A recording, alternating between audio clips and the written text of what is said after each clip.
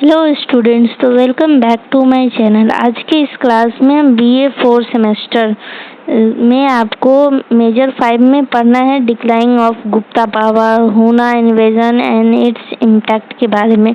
मतलब गुप्ता साम्राज्य का पतन, हुना का इन्वेजन, इन सब के बारे में आपको मेजर 5 में पढ़ना था। उसी से रिलेटेड हम सारे इम्पोर्टेंट मल्टीपल चॉइस क्वेश्चन हम आपके लिए लेकर के आए हैं।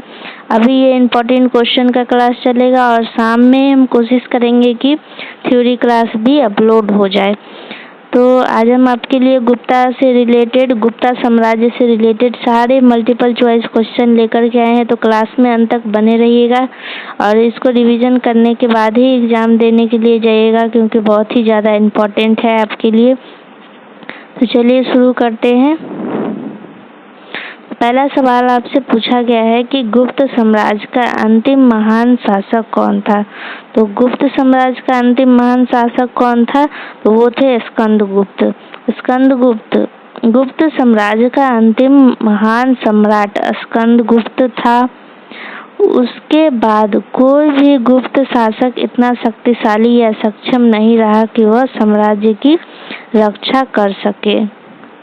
तो ये आपको याद रखना है कि अंतिम महान सम्राट स्कंदगुप्त था और इसके बाद कोई भी शासक नहीं था इतना शक्तिशाली जो कि साम्राज्य को चला सके। तो इतना आपको याद रखना है। अगर एग्जाम में क्वेश्चन आए तो ऐसे लिखना है। ये शॉर्ट क्वेश्चन है और लॉन्ग क्वेश्चन भी हम करेंगे। तो दूसरा क्वेश्चन पूछा है आपसे कि गुप्त साम्राज्य का पतन कब से आरंभ हुआ। तो गुप्त साम्राज्य का पतन 467 ईस्वी में स्कंदगुप्त की मृत्यु के बाद शुरू हुआ। हालांकि यह साम्राज्य लगभग 550 ईस्वी तक धीरे धीरे अस्तित्व में बना रहा। तो क्वेश्चन क्या था कि गुप्त साम्राज्य का पतन कब से आरंभ हुआ। तो गुप्त साम्राज्य का पतन कब से आरंभ हुआ? तो वो होने लगा स्कंदगुप्त की मृत्यु के बाद। 467 ईस्वी के बाद ही शुरू हो गया था, लेकिन फिर भी ये जो आपका साम्राज्य है ये अस्तित्व में था। 550 ईस्वी तक अस्तित्व में रहा। धीरे धीरे कैसे भी करके ये साम्राज्य चल रहा था। तो इतना आपको इसमें लिखना है। अगला सवाल आपसे पूछा गया है कि गुप्त वंश का अंतिम शासक कौन था। तो गुप्त वंश का अंतिम शासक विष्णुगुप्त था। गुप्त वंश, यहाँ देखिए ध्यान से कि यहाँ पे गुप्त वंश पूछा है, वहाँ पे गुप्त साम्राज्य था। तो अंतिम शासक इसका कौन है? तो वो है विष्णुगुप्त था। उसका शासन काल लगभग 550 ईस्वी तक माना जाता है और उसी के साथ गुप्त साम्राज्य का अंत हो गया। तो सबसे लास्ट शासक बचा हुआ था कौन? विष्णुगुप्त। विष्णुगुप्त अंत तक इस साम्राज्य को कैसे भी करके 550 ईस्वी तक चलाते हैं। तो इनके बाद ही साम्राज्य का अंत हो गया। अगला सवाल आपसे पूछा है कि गुप्त साम्राज्य के पतन के मुख्य कारण क्या थे। तो मुख्य कारण ये है, आपको इतना लिखना है। मुख्य कारण है ये पॉइंट वाइज आंसर दिया हुआ है।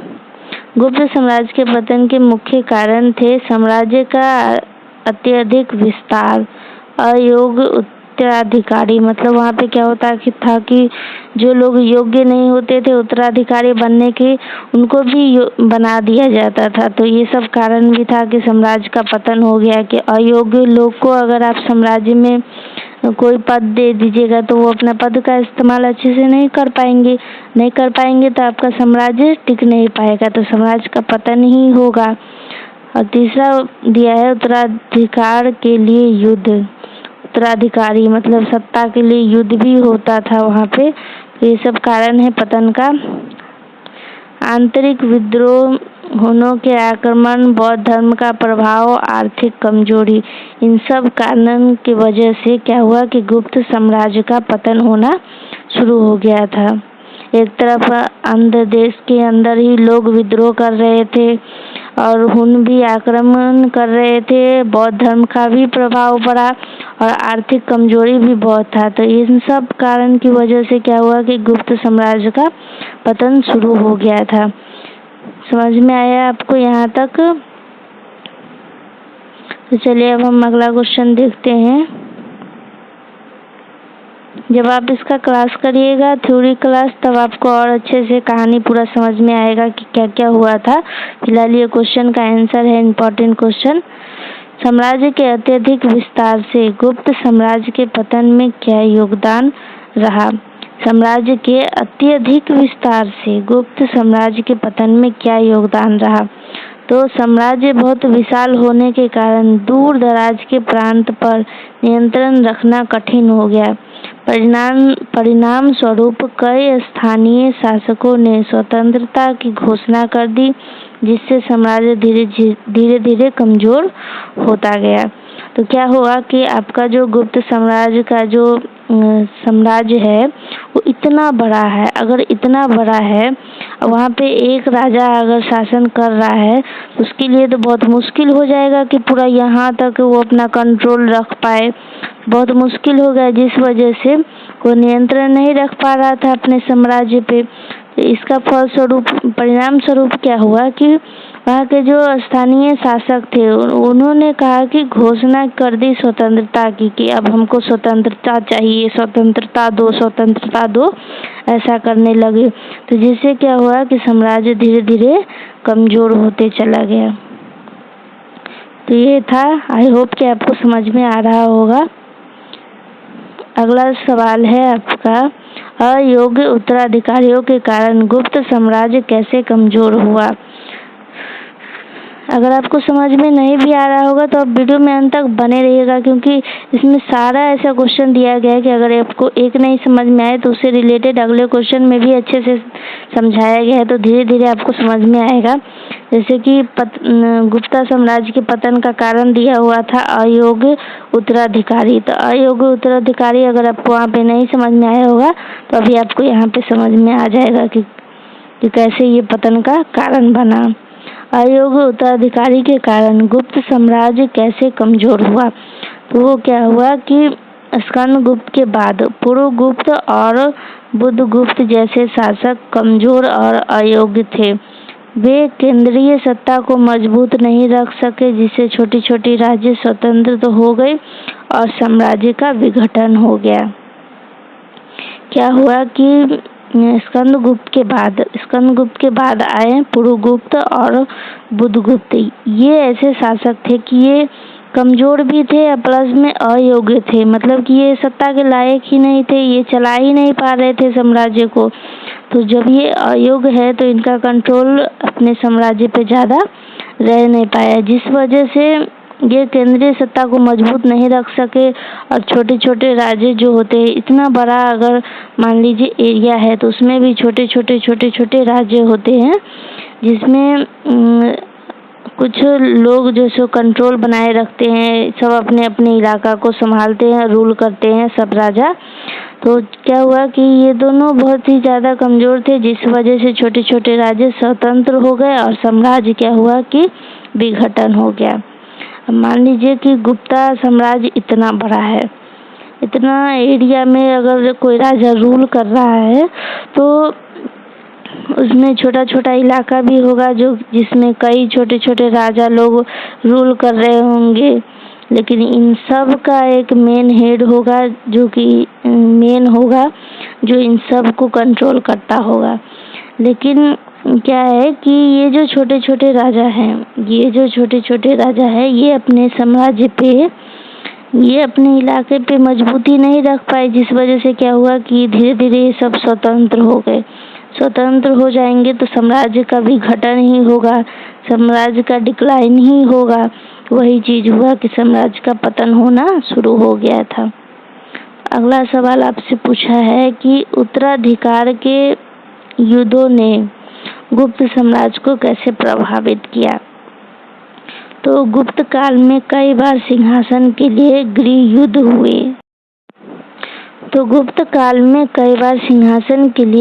युद्ध हुए। उदाहरण के लिए चंद्रगुप्त विक्रमादित्य ने अपने बड़े भाई रामगुप्त की हत्या कर सिंहासन प्राप्त किया।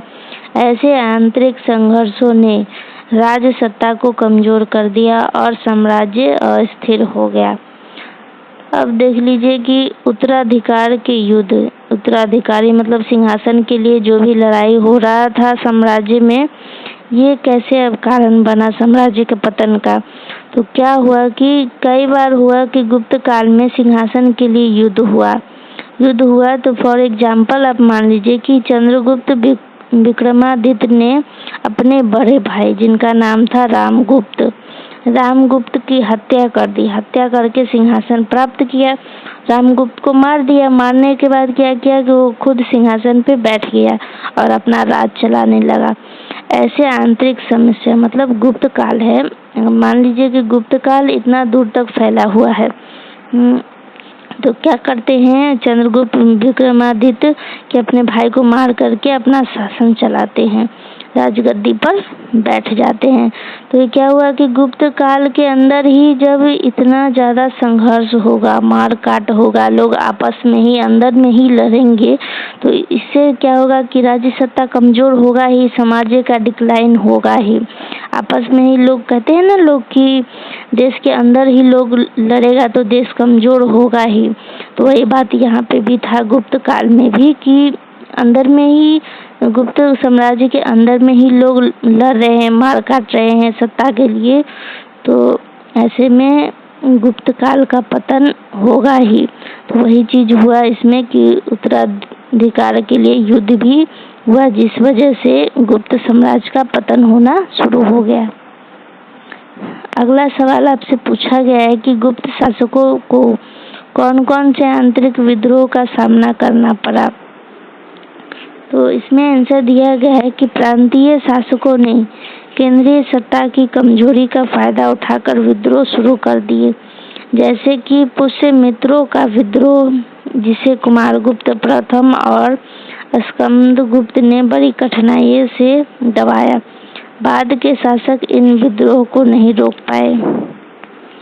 क्या हुआ कि गुप्त शासक को कौन कौन से आंतरिक विद्रोह का सामना करना पड़ा।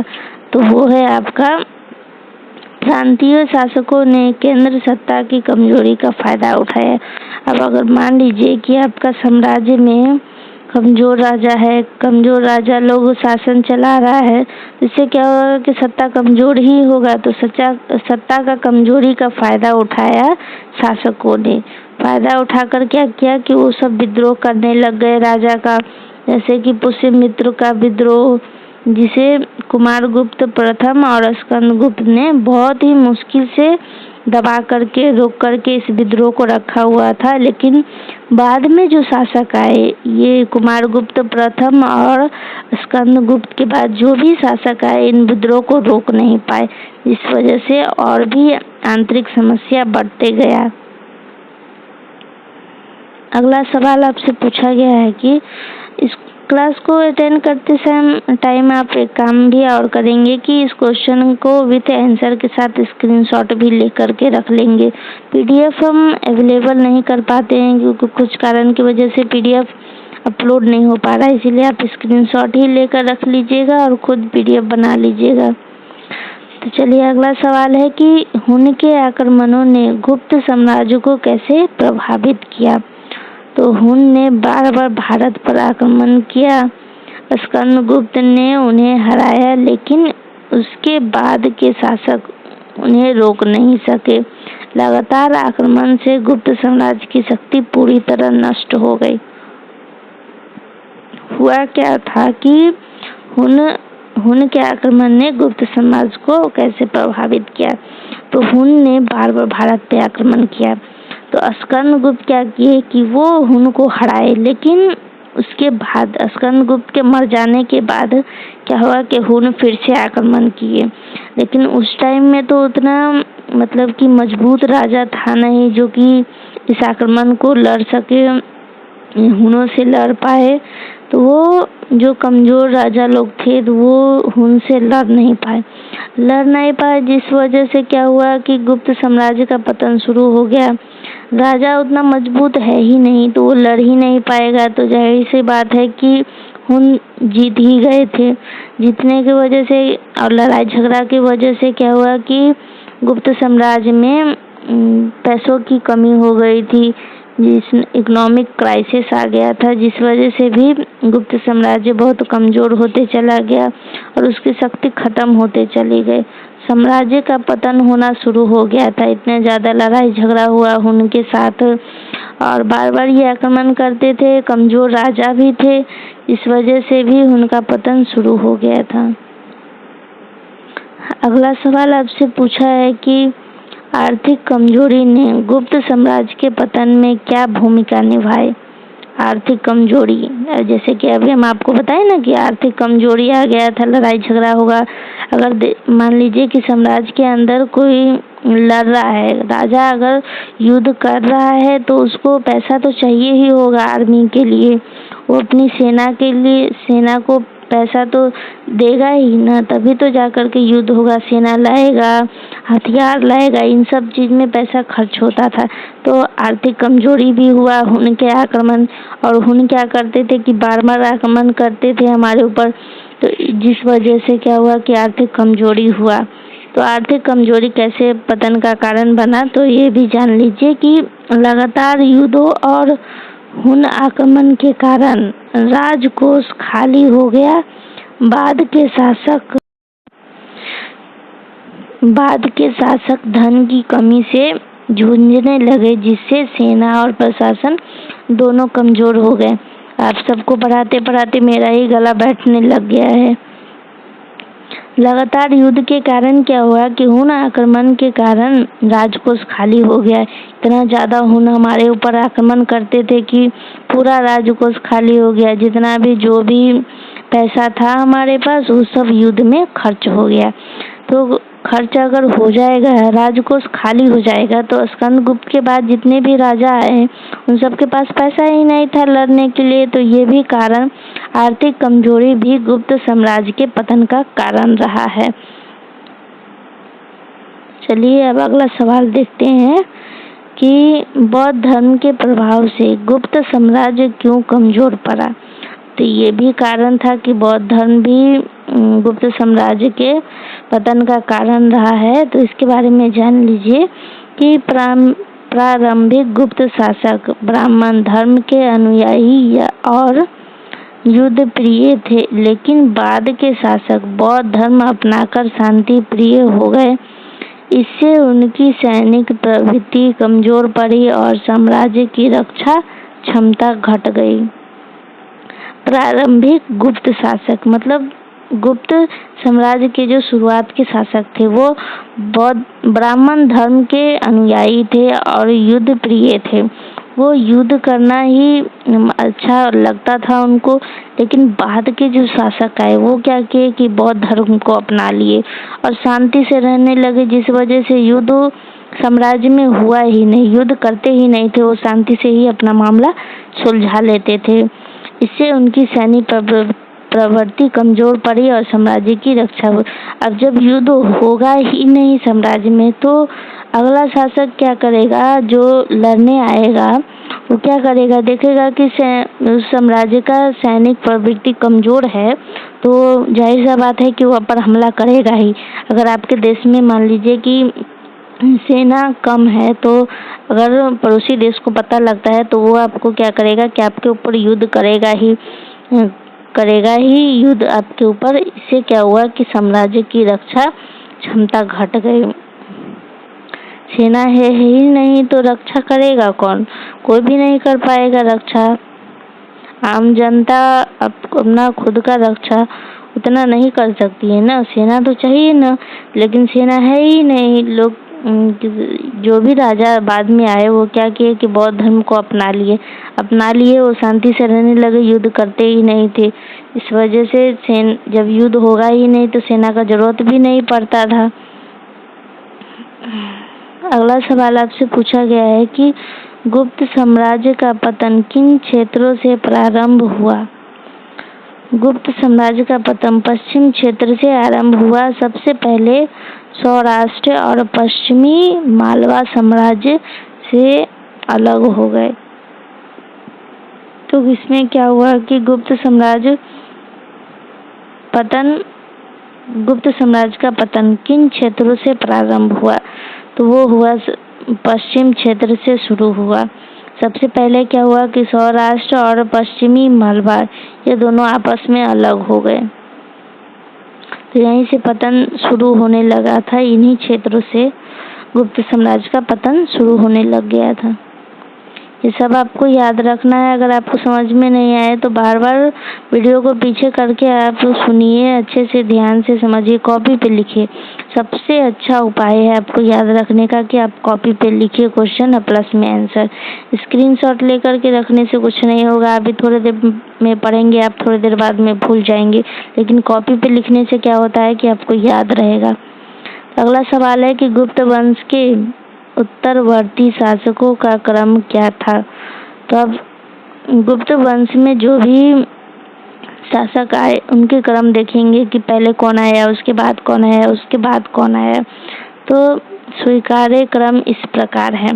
तो पहले आए पुरुगुप्त, उसके बाद आए कुमारगुप्त द्वितीय, फिर आए बुधगुप्त, फिर आए वैन्यगुप्त, उसके बाद आए भानुगुप्त, उसके बाद नरसिंहगुप्त, उसके बाद आए कुमारगुप्त तृतीय, और उसके बाद लास्ट में आए विष्णुगुप्त। तो ये क्रम था, ऐसे ऐसे ऐसे ऐसे करके सारे जो शासक थे आए। ये गुप्त वंश का है, इसको ध्यान रखिएगा। अगला क्वेश्चन है आपका कि गुप्त साम्राज्य कितने वर्षों तक चला। तो गुप्त साम्राज्य लगभग 275 ईस्वी से 550 ईस्वी तक, यानी लगभग 250 वर्षों तक अस्तित्व में रहा। 275 से लेकर के 550 ईस्वी तक ये साम्राज्य चला, यानी टोटल 250 वर्ष तक ये अस्तित्व में रहा।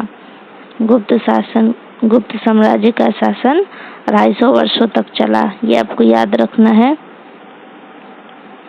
अब कुछ 1 मिनट, हाँ ये भी शॉर्ट क्वेश्चन ही है। तो आपका सवाल पूछा है कि किस इतिहासकार ने हुन आक्रमण को गुप्त साम्राज्य के पतन का मुख्य कारण बताया। तो वो है डॉक्टर R.S. त्रिपाठी ने हुन आक्रमणों को गुप्त साम्राज्य के पतन का मुख्य कारण माना। उन्होंने कहा, जिन बर्बर जातियों के निरंतर प्रहारों ने विश्व में कई सभ्य साम्राज्यों को तोड़ दिया, उन्हीं प्रहारों ने अतः गुप्त साम्राज्य को भी तोड़ दिया। मतलब क्या है कि कुछ इतिहासकार थे जिनका कहना था कि हुन आक्रमण ही गुप्त साम्राज्य के पतन का मुख्य कारण है। उनका कहना था कि जिन बर्बर जातियों ने निरंतर प्रहारों ने विश्व के कई साम्राज्यों को तोड़ा, उनका कहना था कि जो जाति हुन के आक्रमण की वजह से, हुन बार बार आक्रमण करते थे जिस वजह से कितने ऐसे साम्राज्य है जो कि टूट गए। इन साम्राज्य के टूटने के वजह से गुप्त साम्राज्य भी टूट गया। ये उनका कहना था कि मुख्य कारण सिर्फ और सिर्फ हुन का आक्रमण है, जिस वजह से गुप्त साम्राज्य का पतन हुआ। तो ये बात, ये इतिहासकार का नाम क्या था। तो उनका नाम था डॉक्टर R.S. त्रिपाठी। ये इतिहासकार थे, उनका ये कहना था, ये आपको याद रखना है। अगला सवाल आपसे पूछा है कि स्कंदगुप्त के बाद गुप्त साम्राज्य के पतन के कारण का विस्तार से वर्णन कीजिए। स्कंदगुप्त के बाद गुप्त साम्राज्य के पतन के बाद का वर्णन करना है आपको। इसमें आपको लिखना है कि गुप्त साम्राज्य का पतन भारतीय इतिहास की एक महत्वपूर्ण घटना है। गुप्त साम्राज्य की स्थापना चंद्रगुप्त प्रथम ने की थी। इसका उत्कर्ष समुद्रगुप्त और चंद्रगुप्त विक्रमादित्य के समय हुआ। स्कंदगुप्त इस वंश का अंतिम महान शासक माना जाता है। उसके बाद धीरे धीरे साम्राज्य कमजोर होता गया और लगभग 550 ईस्वी में इसका अंत हो गया था। समझ में आ गया होगा आपको कि इसमें कैसे कैसे आपको क्या क्या लिखना है।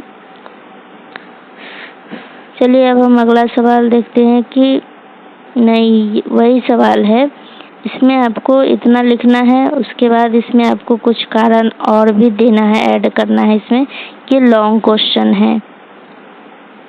गुप्त शासन साम्राज्य के पतन के प्रमुख कारण निम्नलिखित है। पहले आपको कुछ गुप्त यहाँ पे जो दिया है, तो यहाँ पे आपको बताया है कि एक मिनट, हाँ, यहाँ पे आपको बताया कि कौन कौन से राजा आए, ये प्रमुख घटना है, अंतिम शासक कौन है, कब तक ये साम्राज्य चला। लेकिन आपको क्वेश्चन में पूछा है कि पतन का कारण के बारे में भी बताना है। तो पतन का कारण भी आपको लिखना है कि पहला आपको लिखना है साम्राज्य का अत्यधिक विस्तार। इसमें आपको लिखना है कि समुद्रगुप्त और चंद्रगुप्त विक्रमादित्य ने साम्राज्य को बहुत विस्तृत कर दिया था। इतने विशाल साम्राज्य पर नियंत्रण रखना कठिन हो गया। दूर स्तर प्रांतों से राज्यपालों ने धीरे धीरे स्वतंत्रता की घोषणा कर दी। परिणाम स्वरूप केंद्रीय सत्ता कमजोर हो गए। तो ये सब के बारे में हम आपको थोड़ी देर पहले भी समझा दिए थे। तो इतना आपको इसमें लिखना है कि साम्राज्य का अत्यधिक विस्तार हुआ, जिस वजह से क्या हुआ कि गुप्त साम्राज्य का पतन शुरू हो गया। ये पहला कारण था। और दूसरा कारण आपको लिखना है कि अयोग्य उत्तराधिकारी। उसमें आपको इतना लिखना है, स्कंदगुप्त के बाद जो शासक आए वो क्या थे कि वो कमजोर थे। कौन कौन शासक आए, जैसे कि पुरुगुप्त, बुधगुप्त और कुमारगुप्त द्वितीय। वे न तो सक्षम थे और न ही दूरदर्शी। उनकी प्रशासनिक क्षमता कमजोर थी। परिणाम स्वरूप क्या हुआ कि छोटे छोटे राज्य स्वतंत्र हो गए। इतना आपको इसमें लिखना है। और तीसरा कारण है आपका उत्तराधिकार के लिए युद्ध। उत्तराधिकार के लिए भी युद्ध हो रहा था, सत्ता के लिए भी आपस में युद्ध हो रहा था। गुप्त शासक के बीच सिंहासन को लेकर के कई बार संघर्ष हुए, जैसे कि चंद्रगुप्त विक्रमादित्य ने अपने बड़े भाई को मारा। बड़े भाई का नाम क्या था? रामगुप्त। उनकी हत्या करके क्या किया कि गद्दी पर खुद बैठ गया। ऐसे गृह युद्ध ने से राजमहल में षड्यंत्र बढ़े और साम्राज्य की राजनीतिक स्थिरता खत्म हो गई। इन सब के वजह से क्या हुआ, युद्ध की वजह से क्या हुआ कि राजमहल के षड्यंत्र बढ़ते गया और साम्राज्य का राजनीतिक स्थिरता खत्म हो गई। तीसरा कारण आपको इसमें ये लिखना है। और चौथा कारण है आंतरिक विद्रोह। आंतरिक विद्रोह मतलब कि साम्राज्य के अंदर ही लोग लड़ रहे थे। कमजोर शासक के कारण प्रांतीय राजपाल में विद्रोह की प्रवृत्ति बढ़ी। अब जब शासक ही कमजोर होगा, अब जो रूल करने वाला राजा है वही अगर कमजोर होगा, तो जाहिर सा बात है कि अंदर के लोग फायदा उठाएंगे ही। तो क्या हुआ कि राज्यपालों में विद्रोह शुरू हो गया। पुष्यमित्रों का विद्रोह एक बड़ा उदाहरण है, जिसे कुमारगुप्त प्रथम और स्कंदगुप्त ने बड़ी कठिनाई से दबाया। बाद के शासक इन विद्रोह को रोक नहीं पाए, जिस वजह से क्या हुआ कि साम्राज्य का पतन होना शुरू हो गया था। तो चौथा कारण इसमें आपको आंतरिक विद्रोह लिखना है। इसके बारे में भी थोड़ा सा लिखा गया है, वो भी आपको लिखना है। पांचवा कारण दिया गया है हुन के आक्रमण। तो गुप्त साम्राज्य की सीमाएं उत्तर पश्चिम में हुनों के संपर्क में था। हालांकि स्कंदगुप्त ने हुन को हराया, परंतु उसके बाद के शासक इसे हराने में सक्षम नहीं थे। क्यों नहीं थे? क्योंकि उनके पास उतना पैसा नहीं था, वो इतने कमजोर थे और वो बौद्ध धर्म अपना लिए थे और उनके पास आर्मी भी उतना नहीं था, जिस वजह से कि वो लड़ पाते, और वो सक्षम भी नहीं थे। लगातार आक्रमणों से साम्राज्य की आर्थिक और सैन्य शक्ति दोनों नष्ट हो गई। तो लगातार आक्रमण की वजह से क्या हुआ कि सैन्य शक्ति और प्लस में आर्थिक कमजोरी दोनों नष्ट हो गए। तो जो इतिहासकार थे जिनका नाम था डॉक्टर आर.एस. त्रिपाठी, उनका क्या करना था कि हुन आक्रमण ही गुप्त साम्राज्य के पतन का मुख्य कारण है। तो वो कौन थे? तो वो थे डॉक्टर आर.एस. त्रिपाठी। इन्होंने ही कहा था ये बात। हुनों के नियंत्रण चोटों ने अंततः गुप्त साम्राज्य को चूर चूर कर दिया, इनका ये कहना था। ये आपको याद रखना है, डॉक्टर आर.एस. त्रिपाठी ने ये बात कही थी। छठा कारण आपको इसमें लिखना है बौद्ध धर्म का प्रभाव। प्रारंभिक गुप्त शासक शुरुआत के जो गुप्त शासक थे वो ब्राह्मण धर्म और युद्ध प्रिय प्रवृत्ति के थे, मतलब उनको युद्ध करना अच्छा लगता था। युद्ध करके अगल बगल के आसपास के जितने भी राज्य थे उसको जीतते जाते थे और अपना साम्राज्य फैलाते जाते थे। लेकिन बाद के जो शासक आए वो क्या किए कि बौद्ध धर्म को अपना लिए। बौद्ध धर्म को अपना लिए तो वो शांति और अहिंसा की ओर झुक गए। वो शांति और अहिंसा छोड़ ही चुके थे, मतलब न ही वो उतना अहिंसा करते थे न ही अशांति फैलाते थे। इससे उनकी सैन्य शक्ति और उत्साह घट गया, जिससे विदेशी आक्रमण का सामना करना कठिन हो गया। और जब सैन्य शक्ति घट जाएगा तो आपके अगल बगल के राज्य के लोग अगर आप पर हमला करेंगे तो आप उनसे लड़ नहीं पाएंगे, तो क्या होगा कि आपका साम्राज्य का पतन होना शुरू हो ही जाएगा। वही चीज हुआ। छठा कारण आपको इसमें ये लिखना था। और सातवां कारण है आर्थिक कमजोरी। ये भी एक कारण था। लगातार युद्धों और हुन आक्रमण से राजकोष खाली हो गया। युद्ध होगा तो पैसा खर्च होगा ही, प्रजा पर करों का बोझ बढ़ा और प्रशासन कमजोर पड़ा। स्कंदगुप्त के समय हुए युद्ध ने साम्राज्य की वित्तीय स्थिति को बुरी तरह प्रभावित किया। स्कंदगुप्त के समय में जो लड़ाई हुआ तो उस टाइम में क्या हो रहा था कि हुन आक्रमण बहुत ज्यादा था। हुन के लोग बहुत ज्यादा आक्रमण करते थे, बार बार हमारे ऊपर आक्रमण करते थे, जिस वजह से क्या हुआ कि धीरे धीरे राजकोष खाली होते गया। उसके बाद के राजा को क्या करना पड़ा, इसका सामना करना पड़ा। उनके पास पैसा था ही नहीं, तो ये आर्थिक कमजोरी आ चुका था साम्राज्य के अंदर। तो सातवां कारण आपको इसमें ये लिखना है। आठवां कारण है प्रशासनिक विघटन। ये भी एक कारण है। गुप्त काल का प्रशासन बहुत विशाल और जटिल था। कमजोर शासक के समय प्रशासनिक नियंत्रण शिथिल हो गया और राज्यपालों ने अपने अपने क्षेत्र में स्वतंत्रता की घोषणा कर दी, जिससे साम्राज्य का एकत्व टूट गया। आठवां कारण आपको ये लिखना है इतना। इसमें ये लॉन्ग क्वेश्चन है तो आपको ज़्यादा लिखना ही पड़ेगा, क्योंकि लॉन्ग क्वेश्चन आपके एग्जाम में 10 मार्क्स का आता है। और लास्ट में आपको इसका कंक्लूजन लिखना है, मतलब निष्कर्ष लिखना है। तो उपयुक्त सभी कारण के परिणाम स्वरूप गुप्त साम्राज्य का धीरे धीरे पतन हुआ। यह एक साथ किसी एक घटना से नहीं, बल्कि राजनीतिक, आर्थिक, प्रशासनिक और बाहरी कारण के क्रमिक रूप से समाप्त हुआ। 550 ईस्वी के अंतिम शासक विष्णुगुप्त के साथ इस महान साम्राज्य का अंत हो गया। तो ये जो गुप्त साम्राज्य का अंत हुआ उन किन कारणों की वजह से हुआ था, वो तो आप 7 से 8 कारण पढ़ चुके, किन किन कारण की वजह से हुआ। आई होप कि आपको समझ में आ रहा होगा।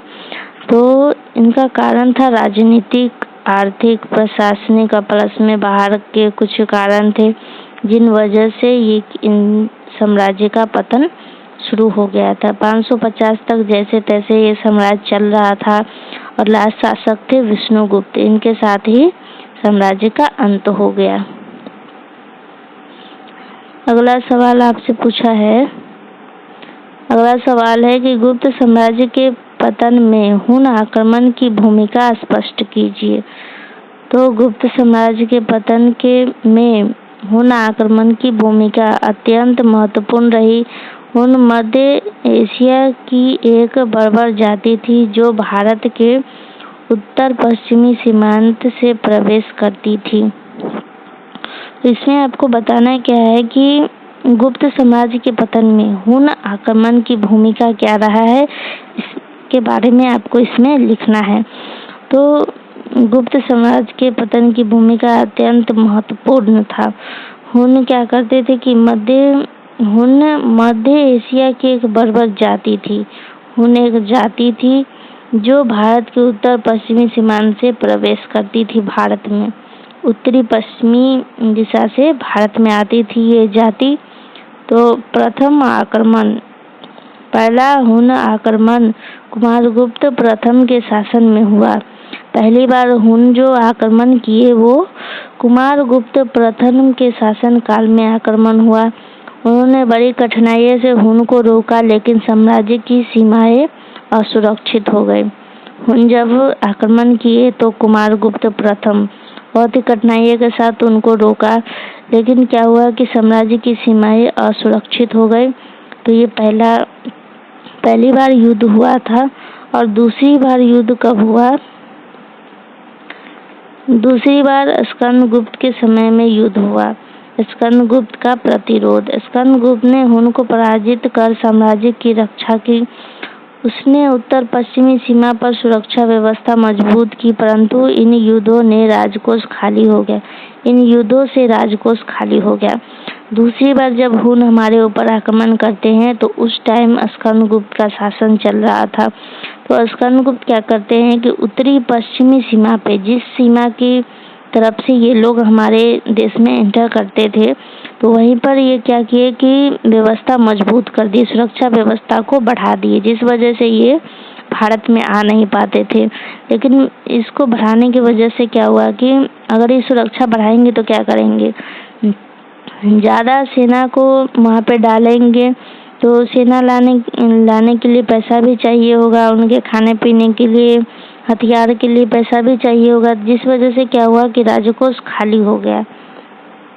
और तीसरी बार जब युद्ध करते हैं तो वो पश्चात के शासक असफल। पहली बार युद्ध किए तो बहुत ही मुश्किल तरीके से राजा उनको संभाले। दूसरी बार स्कंदगुप्त के टाइम में युद्ध हुआ तो वो उसको हराते हैं। और तीसरी बार जब हुन हमारे ऊपर आक्रमण करते हैं तो स्कंदगुप्त की मृत्यु के बाद हुन ने पुनः आक्रमण किए। तब तक स्कंदगुप्त मर चुका था, उनका शासन काल खत्म हो चुका था। उसके बाद के जो शासक आए वो इतने सक्षम नहीं थे कि उनको रोक पाते। तोड़मान और मिहिरकुल जैसे हुन शासकों ने भारत के उत्तर पश्चिमी भागों पर अधिकार कर लिया। इनसे गुप्त साम्राज्य की शक्ति पूरी तरह नष्ट हो गई। तोड़मान, स्कंदगुप्त के बाद कौन कौन आए? तोड़मान और मिहिरकुल आए। जैसे हुन शासकों ने भारत के उत्तर पश्चिमी पर अधिकार कर लिया, इनसे गुप्त साम्राज्य की शक्ति पूरी तरह नष्ट हो गया। ये तीसरा टॉपिक था। अब चौथा टॉपिक आपको इसमें लिखना है, राजनीतिक परिणाम। हुन आक्रमण के बाद साम्राज्य का एकत्व टूट गया है। कई छोटे राज्य जैसे मालवा, वल्लवी और कन्नौज स्वतंत्र हो गए। और पांचवा कारण है आर्थिक परिणाम। लगातार युद्ध से व्यापार बंद हुआ, राजकोष खाली हो गया था और जनता पर करोड़ों का बोझ बढ़ गया था। मतलब अगर राजकोष आपका खाली हो जाएगा तो आप क्या करेंगे कि टैक्स बढ़ा देंगे। जितना आमतौर पर आप टैक्स लेते थे उससे कई गुना ज़्यादा टैक्स राजा वसूलने लगे, जिस वजह से क्या हुआ कि जनता पर करों का बोझ बढ़ गया था। राजकोष खाली है तो राजकोष भरने के लिए कुछ न कुछ तो करना ही पड़ेगा। तो क्या करते थे कि जनता के ऊपर ही टैक्स बढ़ा दिए। तो इसका निष्कर्ष क्या हुआ कि हुन आक्रमण गुप्त साम्राज्य के पतन का प्रमुख बाहरी कारण था। यदि स्कंदगुप्त के बाद उतने ही सक्षम शासक आते तो संभवतः साम्राज्य कुछ समय और जीवित रहता, परंतु हुनों के निरंतर आक्रमणों ने साम्राज्य की जड़ों को पूरी तरह हिला दिया। क्या हुआ कि हुन आक्रमण सबसे बड़ा कारण था, बाहरी प्रमुख कारण था। अगर स्कंदगुप्त के बाद अगर सक्षम शासक आते जो योग्य होते, उतने ज्यादा शक्तिशाली होते, तो साम्राज्य का पतन नहीं होता, साम्राज्य कुछ समय तक और चलता। परंतु क्या हुआ कि निरंतर आक्रमण ने साम्राज्य की जड़ों को ही पूरी तरह हिला दिया। तो ये आपका दूसरा सवाल था। ये आपका तीसरा सवाल है, स्वर्ण युग। तो ये आगे बहुत सारा सवाल है, तो अब हम अगले क्लास में करेंगे, क्योंकि वीडियो काफ़ी लंबा हो चुका है तो आप भी पढ़ते पढ़ते बोर हो जाइएगा। इसीलिए अब हम अगले क्लास में और क्वेश्चन करेंगे। तो चलिए क्लास को हम यहीं पर एंड करते हैं। क्लास को एंड करने से पहले हम आपसे कुछ कहना चाहते हैं कि अगर रीड करते टाइम कोई भी वर्ड अगर गलती पढ़ लिए होंगे, चाहे गलती समझा दिए होंगे, तो उसके लिए हम माफ़ी चाहते हैं। क्योंकि क्या है कि मिस्टेक सबसे हो ही जाता है, उतना ध्यान नहीं दे पाते हैं जिस वजह से मिस्टेक हो जाता है। तो अगर मिस्टेक हो गया होगा तो आप लोग भी समझदार हैं, खुद से भी पढ़ लीजिएगा। तो क्लास को एंड करने से पहले हम कहें कि आप लोग के लिए ही हम इतना मेहनत करते हैं, तो वीडियो को लाइक शेयर एंड सब्सक्राइब कीजिए और अपने दोस्तों को भी शेयर कीजिए। तो क्लास को यहीं पे एंड करते हैं। क्लास में अंत तक बने रहने के लिए आप सबका बहुत बहुत धन्यवाद। आज का क्लास कैसा लगा आप सबको कमेंट में ज़रूर बताइएगा, तब हम नेक्स्ट क्लास लेकर के आएंगे।